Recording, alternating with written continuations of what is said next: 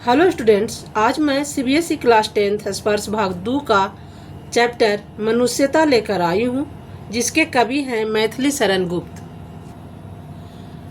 मैथिली शरण गुप्त का जन्म 1886 में झांसी के पास चिरगांव नामक गांव में हुआ था। मैथिली शरण गुप्त अपने जीवन काल में ही राष्ट्र कवि के रूप में विख्यात हो गए थे। इनकी शिक्षा दीक्षा घर पर ही रहकर हुई।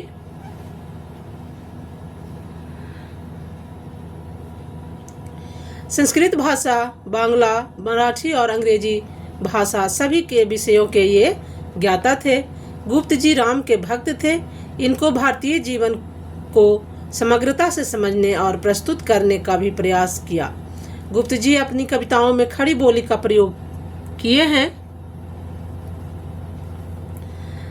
जिसमें कुछ तत्सम शब्दों का भी प्रभाव है। इस कविता का कथा वस्तु यानी सारांश, कथा वस्तु का मतलब होता है सारांश। इस कविता का सारांश है भारतीय इतिहास के ऐसे अंशों से ली गई है जो भारत के अतीत को स्वर्ण चित्र पाठक के सामने प्रस्तुत करते हैं। गुप्त जी की प्रमुख कृतियां हैं साकेत, यशोधरा, जयद्रथ बध। गुप्त जी के पिताजी सेठ रामचरण दास भी कवि थे और उनके छोटे भाई सियाराम प्रसाद गुप्त भी प्रसिद्ध कवि हुए। अब पाठ में प्रवेश करते हैं। प्रकृति की अन्य प्राणियों की तुलना में मनुष्य में चेतना शक्ति की प्रबलता होती है। कहने का मतलब कि अन्य पशु पक्षियों के से मनुष्य में सोचने समझने की शक्ति ज़्यादा होती है। वह अपने ही नहीं औरों के हित के का भी ख्याल रखती है, औरों के लिए भी कुछ कर सकने में समर्थ होते हैं। पशु चारागाह में जाते हैं, अपने अपने हिस्से का चराते हैं, पर मनुष्य ऐसा नहीं करता। वह जो भी कमाता है, जो भी कुछ उत्पादित करता है, वह औरों के लिए भी करता है, यानी अपने साथ साथ दूसरों के लिए भी करता है और औरों के सहयोग से ही करता है। मनुष्य अकेले कुछ नहीं कर सकता, किसी दूसरे के सहायता के लिए बिना, है ना। प्रस्तुत पाठ का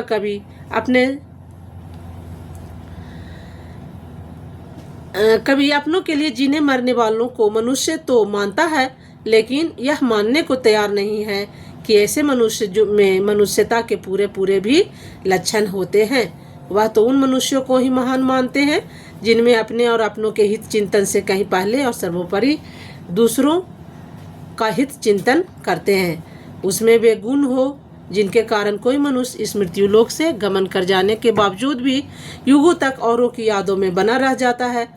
उसकी मृत्यु भी सुमृत्यु हो जाती है। आखिर क्या है वे गुण, वो इस पाठ में विचार लो कि मरते हो न मृत्यु से डरो कभी, मरो परंतु यो मरो की याद जो करे सभी। हुई न यो सुमृत्यु तो वृथा मरे वृथा जिए, मरा नहीं वही कि जो जिया न आपके लिए। वही पशु प्रवृत्ति है कि आप ही चरे, वही मनुष्य है कि जो मनुष्य के लिए मरे।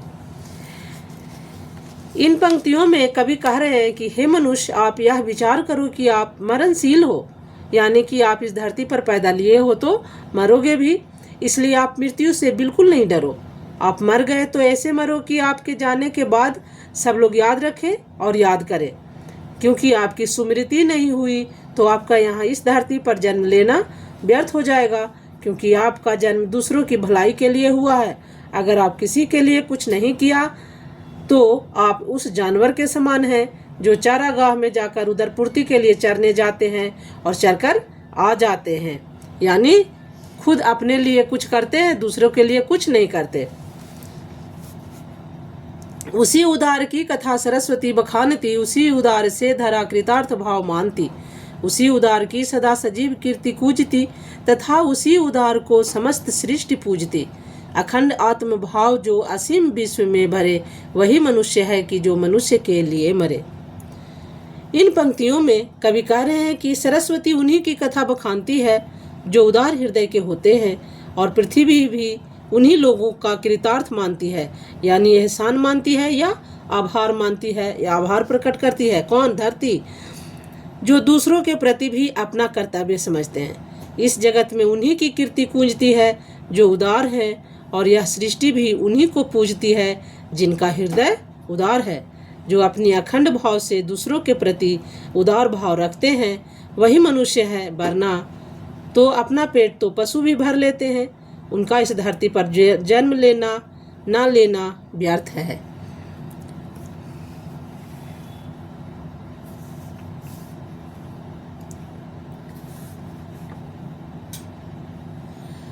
क्षुधार्त रंति देव ने दिया करस्त थाल भी, तथा दधीचि ने दिया परार्थ अस्थि जाल भी।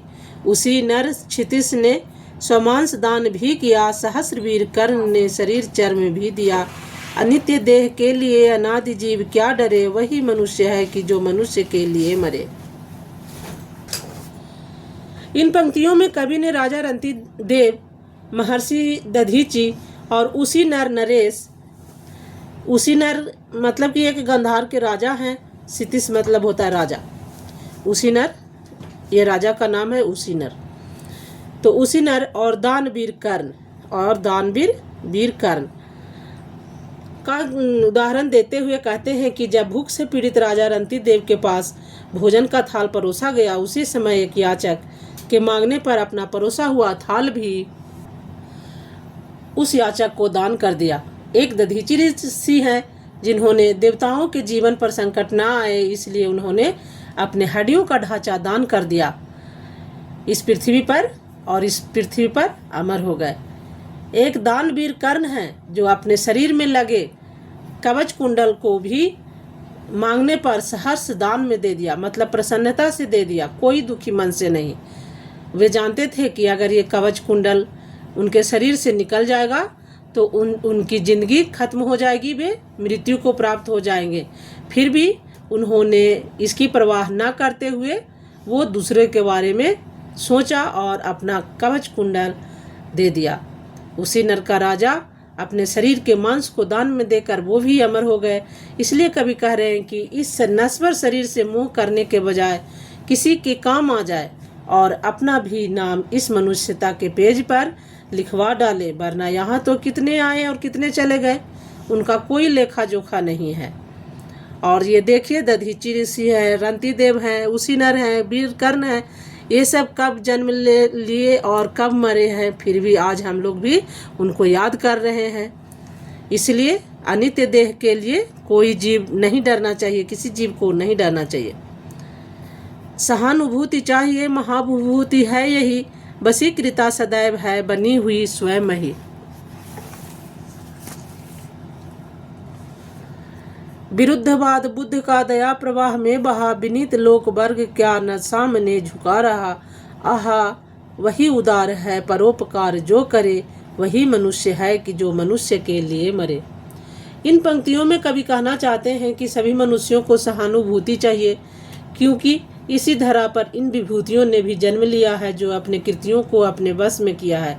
वे बुद्ध ही है जो अपना सारा राजपाट को छोड़कर करुणा बस उन पारंपरिक मान्यताओं को छोड़कर दया का प्रवाह किया और हम मनुष्यों पर उपकार करते हुए अमर हो गए। रहो न भूल के कभी मदान तुच्छ वित्त में, सनाथ जान आपको करो न गर्व चित्त में। अनाथ कौन है यहाँ त्रिलोकीनाथ साथ है, दयालु दीन बंधु के बड़े विशाल हाथ हैं। अतीब भाग्यहीन है अधीर भाव जो करे, वही मनुष्य है कि जो मनुष्य के लिए मरे। इन पंक्तियों में कवि मैथिली शरण गुप्त जी कह रहे हैं कि तुमने जो कमाकर कुछ धन अर्जित कर लिया है उसके मद में अंधे मत हो जाओ। अगर आप सनाथ हो यानी आपके पास धन संपत्ति है, माँ बाप है, सब कुछ है, तो इससे कोई आप अपने आप पर गर्व में अभिमान में ना रहो, क्योंकि यहाँ पर कोई अनाथ नहीं है, क्योंकि सबके पिता तो त्रिलोकीनाथ साथ में है। उन दयालु दीन बंधु के बहुत बड़े बड़े हाथ हैं जिससे सबकी रक्षा करते हैं। इसलिए जिसके पास कोई धन संपत्ति नहीं है, माँ बाप भी नहीं है, फिर भी वह अपने आप को अनाथ ना समझे, भाग्यहीन ना समझे, अधीर ना हो और धैर्य धारण कर रहे, क्योंकि जिनका कोई नहीं होता उनका पिता स्वयंभू स्वयं खुद होता है। अनंत अंतरिक्ष में अनंत देव हैं खड़े, समक्ष ही स्वबाहु जो बढ़ा रहे बड़े बड़े, परस्परावलंब से उठो तथा बढ़ो सभी, अभी अमर्त्य अंक में अपंक हो चढ़ो सभी।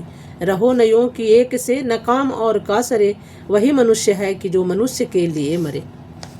इन पंक्तियों में कवि कह रहे हैं कि इस अनंत अंतरिक्ष में अनेकों देवी देवता हैं, अपनी बाहें फैलाए हुए सबको सहारा देने के लिए। इसलिए सारे मनुष्य एक दूसरे का सहारा देकर उठो और अपने रास्ते पर बढ़ो। इन देवताओं की गोद में बिना कलंक के बैठो, क्योंकि आप सबके सहारा देने वाले स्वयं परमपिता परमेश्वर हैं।